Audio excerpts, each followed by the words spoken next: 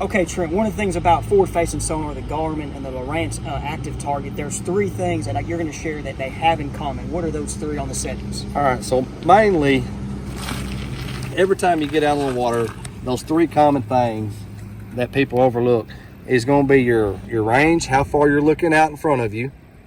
Okay, now depending on which species you're going after, crappie fishing, I keep mine at around 65, 60 foot because that's a good cast of spinning reel with a crappie jig. If I'm hunting bass now, I want this thing out here at about 100 because that's about your casting distance on a bait caster, and you can hunt better that way. Your gain, you know, it all depends on the water clarity. If it's muddy, if it's clear, muddier the water, the higher the gain. You're probably going to be up there in the 80 percentile.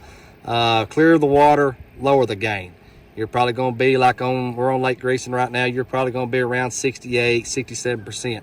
You always want to keep just a little bit of static in your screen. So what's gain is kind of a sensitivity kind of in your older sonars.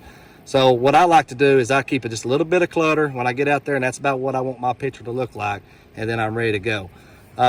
Your depth, how far you're looking down. I set mine about 5 foot more than what I'm fishing. So if I'm fishing a brush pile at 20 foot, I want to set my depth at 25 foot because what I'm trying to do is maximize my whole screen. Say if I'm fishing, say if you got this thing set at 25 foot and you're fishing a 10 foot brush pile, your bottom line is going to come up here up top. So all this 3/4 of the screen is not getting used. So this is how you maximize your whole screen to get the best potential out of your screen. Other than that, you know, there's some fine settings out there. I can get you with my buddy Jimi Easterling. He takes a lot of people out. And here's Jimi. And that's where I come in. So each one of these graphs has more settings that are very more in depth, but they're all different settings to make your graph fit perfect. Not one setting cures all.